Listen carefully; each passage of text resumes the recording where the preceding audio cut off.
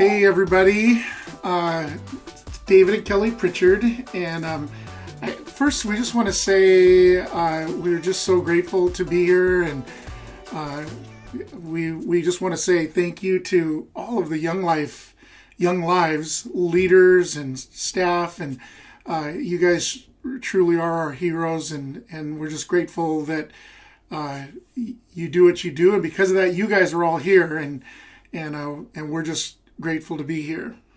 Actually, I'm really sad that we're not with you in person. We would love to have been with you during this time and meet all of you and see your beautiful children. And I am so sorry that we're not there in person, because you all are some of our most favorite people, like David just said. Yeah, and I mean, truth be known, like we have some stories in our own family that we might understand your journey far better than you would imagine, but that's for another day. We can have that conversation. We would love to another time, but we are going to jump in just because of the amount of time. Real quickly, we've been married 38 years. We have 11 kids.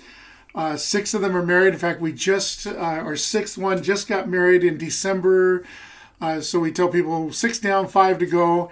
And we have 12 grandkids. The 13th is due on Valentine's Day. So all that to say, we love family, we love kids, and it's part of why we're so excited to be here.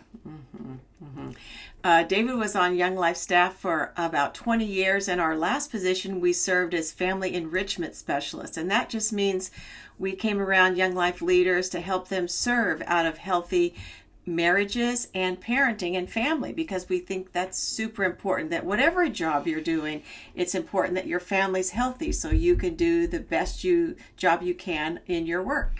Yeah, and today I am currently the family ministries pastor at Lake City Community Church, and then Kelly and I continue to do ministry like this, and we co-lead a marriage ministry, so we continue to do a lot of ministry together. Mm-hmm. So with that, again, just in the interest of time, we're going to jump in, and today we're going to talk about 2 things very quickly, but these are really, from our vantage point, these are really important. And the first one is simply, we want to talk about just how our parenting changes as our children get older. Mm-hmm.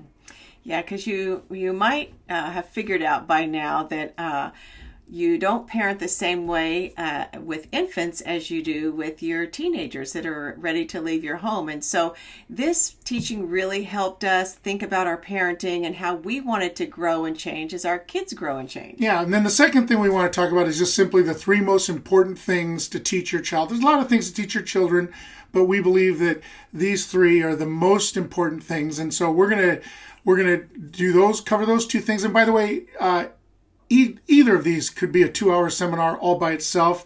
And so we realize that in some ways it's going to be kind of an overview, but we hope to leave you with enough, with a few tools so that you can actually put some of this into practice. Yeah, a few takeaways. Yes.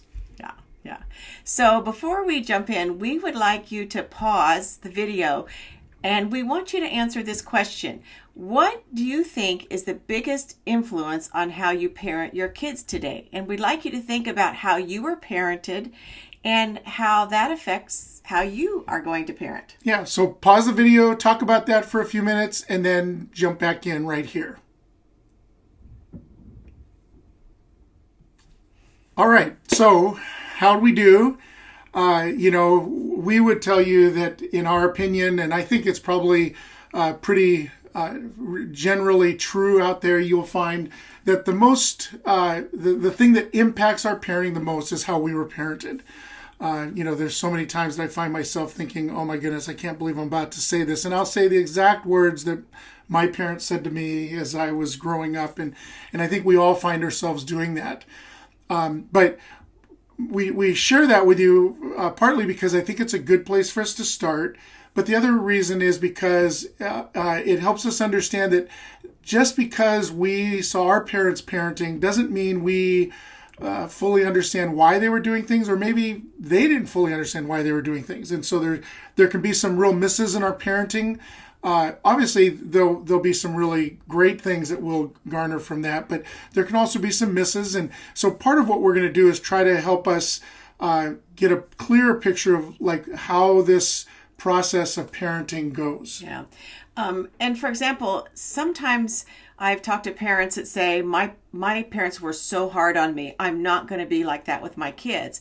But the other extreme of that, the opposite of that, is letting your kids do whatever they want, which I'm not sure is the best. Or parents that have done not a lot of boundaries, and parents are saying, I want more boundaries. So it's all tricky to think about how you were parented. Some have no healthy model of how parenting works, and they come to parenting with no idea what to do with their kids. And we talk to parents in that realm too. So overall, I just want to say, to start here, there's no perfect parents. That all of us come to this parenting gig a little bit worried and a little bit nervous about how to be an effective, loving parent.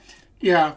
So as we jump in, this first thing we're going to do is we're going to talk about and we're going to actually give you a link so you can download this for yourself. But it's a flyer that we created just called Ages and Life Stages. And so please feel free to download that, and even, you could do that now and be able to look at it as we're talking. But depending on your kids' ages, you may or may not have already noticed that how we parent them changes drastically as they get older. And, in other words, parenting a toddler is so much different than parenting a teenager. We're going to assume, because we're talking to Young Lives, that most of you are dealing with younger kids. So we're going to maybe spend a little bit more time talking about those ages, but we'll cover all of them as we talk about this. But we want you to think in terms of our children moving from ages, birth to, through their teenage years to 18 and then into their young adult years. And what does it look like for us as parents? And so we're going to talk about it in 4 different stages. Mm-hmm. And the first stage we want to talk about is the director stage, and that's and these are generalities. I don't want you to be legalistic about these, but this happens. The director phase happens from birth to 6 years old, and basically what directing means is the parent is directing everything that the child does. Other than bodily functions, the parent is deciding where the kid goes, where they eat, who they play with, when they sleep, when they wake up. And so the director phase is a little bit weighty responsibility, because parents are trying to be healthy in all those areas of directing their kids. Yeah, and one of the things you'll notice on the flyer, the Ages and Life Stages, is it's a 2-page. One is just kind of an overview of what we're talking about right now, and then on the back side we have also a second page which talks a little bit about some of the different developmental stages that you'll find, and that's not to try to pigeonhole kids, but I think it's healthy for us to understand sort of how their development is happening, because that impacts their ability to even be parented in certain ways. And so with that, I just want to remind you what Kelly just said. These are generalities, or generally hold to be true. In other words, she said about 0 to 6. That doesn't mean on their 7th birthday everything changes. It's just in general, this is kind of the framework that we find that to be true. And then the next stage would be what we call the trainer stage, and that generally goes from about that 6-year age to about 12. And in the trainer stage, what we would say as parents, as the trainer, our job becomes very much the job of trying to fill their moral warehouse. In other words, and not just their moral warehouse, their warehouse period. Like we're helping them understand right from wrong. We're understanding them why. The idea there is that we are preparing them for that next stage, which, as you can imagine, or as you can suspect, that next stage of teenager can be a big one. And so we spend those trainer years really trying to pour into them, not just as in the previous stage, not just directing their life, but actually starting to train them so that they understand a little bit more about why they're doing what they're doing, and what we believe to be the things that are most important. And this is not, I don't want this to sound robotic, because you can't your children are not robots, but there is a sense that we want them to have information and wisdom and knowledge to make good decisions. When you talk about just teaching our kids to be good thinkers, they have to have some information around what we want them to be thinking about as they grow up. So hiding God's word in their heart, for example, and really doing some role playing with them when they're 6 to 12, saying, what if someone wants you to go into a store and take something without paying for it? What are you going to do? What are you going to say? It's all those kinds of scenarios, things that come up in the kids' lives with friends. We want to be able to really talk about those and then say, here's what our family believes and here's why. Yeah. And then the next stage is the stage we call coaching. And again, this is kind of that teenage age group right in there. And what we love about the coaching stage is this is where I am a coach. I've coached football for many years. And what I love about that analogy is that, like a coach, you go to a football game and you'll see the coach standing where? On the sideline. We've practiced, we've taught them everything we can during the week, and then we, in a sense, in the game, we send them out and we let them play the game, and then we're still there on the sideline so they can come back and say, oh man, that didn't go well, and we can dust them off and, kind of say to them, well, why don't you try this? And then we kind of send them back out in the game. And so that's kind of that coaching where they put into practice some of the things that we've been training into them. Mm-hmm. And coaching is a little bit of a scary phase for parents, because parents, especially in today's culture, want to control their kids and make sure that everything around them is safe and healthy. It just maybe does not set them up very well to launch into a world where young adults need a sense of confidence, and they need to have been taught how to think and how to prepare for consequences, how to make great decisions and resolve conflict. So that coaching phase is super important, that we ask good questions and we let our kids know that nobody loves them like their dad and I, and that we're always here for them, but that they've got to start learning how to make big decisions on their own. We don't stop parenting during coaching, but we parent way differently again than in the beginning. And then the last phase is we call the consultant phase, and that's 18 and beyond, where we hopefully have set up such a great foundation with our kids that we're seen as a safe place to come back and ask questions.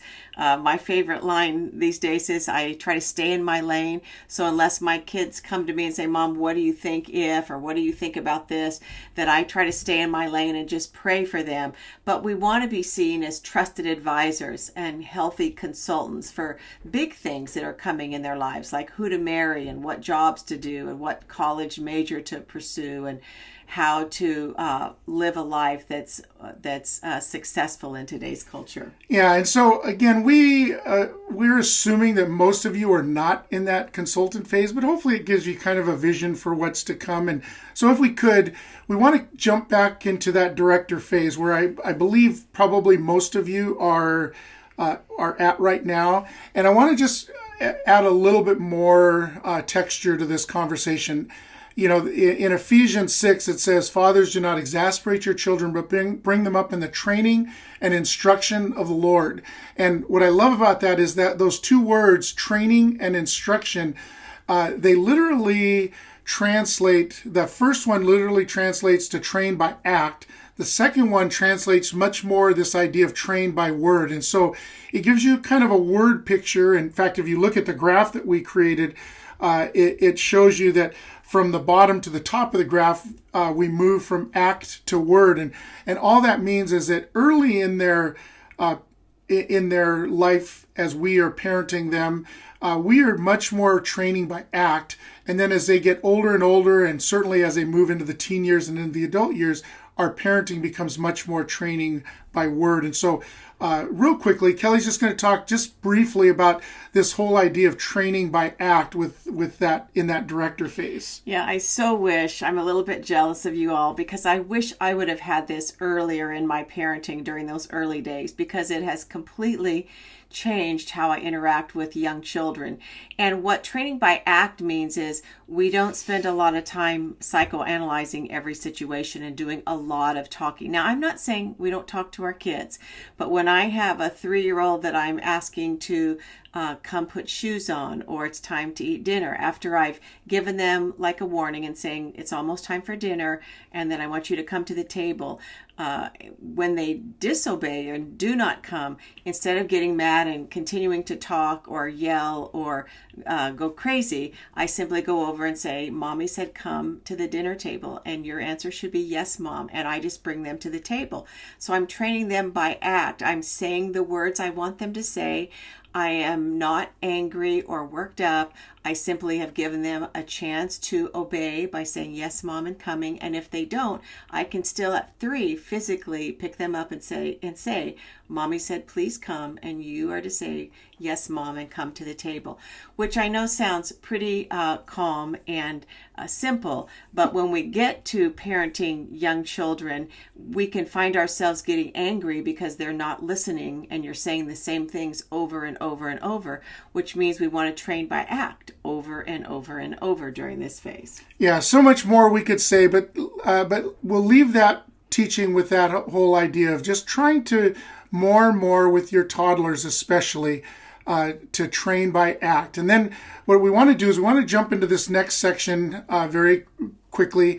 And in order to set it up, we're going to ask you another question. And that question is simply, who do you want walking out the door at 18? When you close your eyes and kind of picture that little one turning 18 and heading out the door, maybe to college or to a career, what do you picture about that person? And so if you would, just stop the video right here and just spend a little bit of time together talking about what do we want, who do we want walking out the door at 18? Go ahead and pause.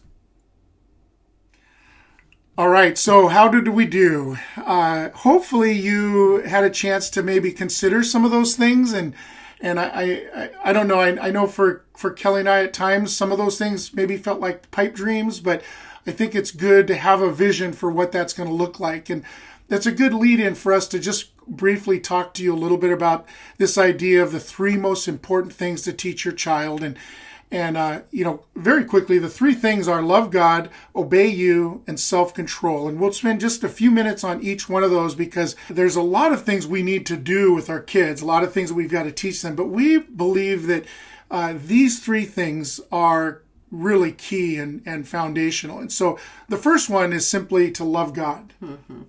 And if you think about teaching your kids to love God, you immediately understand I can't make my kids love God, but there's sure a lot of salting the oats that we can do as a family to entice them to want to love God. And simply those kinds of things are my own walk with God, my own faith journey. In fact, we would say that is the key, right? Yeah. I mean, it's got to start with us, certainly. We sure can't give to our kids what we don't have. So, and that's not a judgment. If you are just starting out on a faith journey, it's okay, because then we just learn right along with our kids. And we've done a lot of that learning as we've taught our kids. But it's also this sense that there are big questions that our kids are going to have to answer, and we want to be prepared for those, and we want to start having these faith conversations in our home that seem very organic and very natural, not forced, but with some just real, not intuition, but some real intention on, we want to talk about where God is in all that we're doing throughout the day. Yeah, and I would just add one thing to that, and that's simply this. God's not afraid of our questions, even our doubts, and we don't want our kids to think that God is afraid of that. We want them to ask questions like, who am I, and why am I here, and what happens after I die, and where did I come from? Those are all questions that are important, and so we want to invite our kids to be asking those kinds of questions.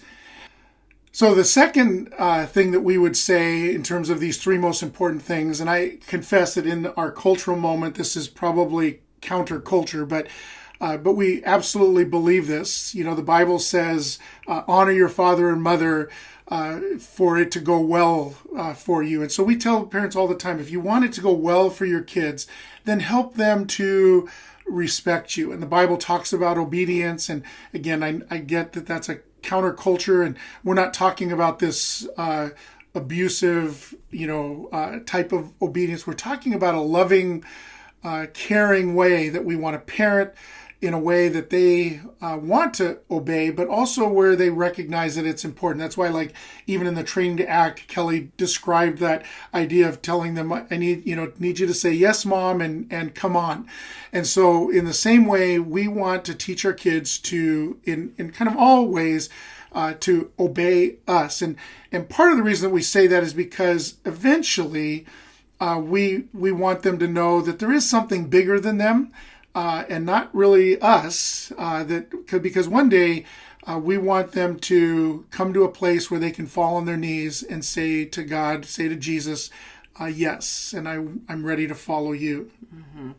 And, I would say that we want to think about authority and obedience in the context of a loving relationship with parents, that children would want to obey because we've cultivated a loving relationship with them, that we know our kids, that we, again, are telling them there's no two people on earth that love you more than Daddy and I, and we are for you. We're in your corner, but we want you to obey us so that we can teach you the things that we think are most important. And again, like David says, I know this is tricky in our culture today. We want our kids to be able to advocate for themselves, but we also really want them to understand authority. And if our kids are screaming no in our faces, we just don't believe in the end that's going to go well for our kids. Yeah, and I'll just leave you with one last thought on this one, and that is simply this, that the kids are the easy part. We're the ones that have a hard time getting trained in this area. Like, we're the ones that get used to just saying, pick up your shoes, pick up your shoes, pick up your shoes, pick up your shoes, until we finally blow our top and scream at them, or, yell, and then they finally go pick up their shoes. And so we've just learned that as we've gotten better at, asking our kids to do something and then expecting them to obey, and then moving, quickly to that expectation, our kids learn quickly and they respond really well to this. It's just, we have to retrain ourselves.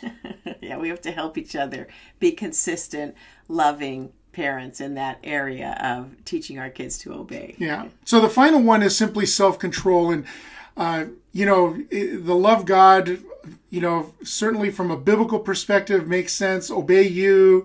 The Bible says children obey your parents, so that one makes sense. Sometimes people are like, self-control, where does that one come in? And, for us, we just learned over the years that in many ways, all the other character qualities kind of hinge on this one. In other words, we can teach our kids to be kind. We can teach our kids, all sorts of things that we want them to be when they leave our home at 18 or whenever they leave. But it's self-control that allows them to actually live that out, right? Because so often I know in my own life, I don't act the way I really want to act sometimes, or I do act in ways that I just don't want to be.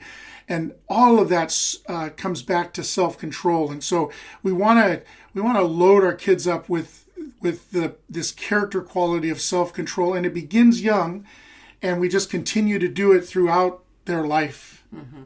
And I would just throw in on this one that we're not talking about suppressing emotions or feelings. In fact, we are big advocates of teaching kids to be able to name what they're feeling and be able to cope with feelings that are negative pretty early in life in a healthy way. So we're not talking about suppressing what they're really feeling and just having self-control no matter what. It's okay when our kids are mad to say, you seem really mad right now. Let's give you some time, and then we can really talk about what is going on here. But it's just so important that our kids learn self-control so they can be the people they really want to be. And that training starts very young in our house. In fact, this is my big takeaway for toddlers. When my toddlers are whining, I remember I had a lot of young children at the same time in my home. And I would just say, oh, mommy can't understand you till you get a big, strong voice. So why don't you go and sit on that bottom stair? They were not in trouble. I just said, why don't you go get control of yourself? And when you have a big, strong voice, you come back because I want to help you. And that seemed to help them go get control of themselves and come back so they could tell me what was going on. Think about situations, even as an adult, that would just help things go so much better if we could step away, could get ourselves together, and then walk back in and be able to talk about some hard things. That is a lifelong skill that starts very, very young at our house. Yeah. So again, I know that was very quick, but hopefully it at least gives you a few little nuggets that you can be thinking about to love God, obey you, and self-control. And with that, we just want to kind of leave you with some closing thoughts. We mentioned earlier you can't pass on what you don't have. And so just know that your own faith journey is so important. It doesn't matter where you are in that faith journey, by the way. Even if you're listening to this and going, I'm not sure what I believe about God, that's okay. Like I said earlier, God's okay with your questions. But don't be afraid to ask them, and certainly don't be afraid to get those questions answered. I know your Young Lives leader would be happy to talk with you about that, but it begins with your own faith journey. Mm-hmm. And then we want you to hear this too, that you can't separate your marriage from your parenting, that if you really, really, really love your kids, you'll work really hard in your relationship with your spouse, because children get a sense of security and a sense of safety and a sense of I feel like I'm in a safe and healthy place when parents are really working on growing their relationship. Now, remember, there's no perfect marriages. There's no perfect parent. So I'm not calling you to be perfect. I'm just saying it's important that you continue to grow your relationship with your spouse. Yeah, and I'll go a step further, because there may be some of you listening who aren't even married, or maybe you've already decided to split, and now you find yourself trying to do this parenting thing. And we would say that nothing that Kelly just said would I take back, because I think that's all true in the truest sense. But I would also say it doesn't mean it's the end of the story. All it means is that whatever your situation is, so if your marriage is not healthy, or maybe it is split up, what I would say is you can't ignore that. You can't pretend like that isn't so. And instead, we would encourage you to step right into that with your kids. And, we teach parents to say words like, through no fault of your own, you have pain in your life. Because of decisions your mother and I made, we know you have pain and we're so sorry.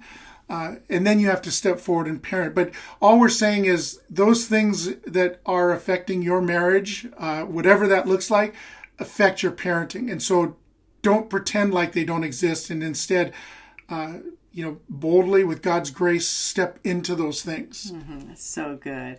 And then we just want you to know that God is for you, that if this parenting gig seems overwhelming, or you feel super insecure, or you just don't know a lot about parenting, it's okay, because God is bigger than all of that. And I promise you that He will give you what you need to be a loving, effective parent. Yeah, and then the last thing I wanted to share with you, or we want to leave you with, is start with some quick wins. Don't listen to this whole thing and go, oh my goodness, we got to overhaul everything.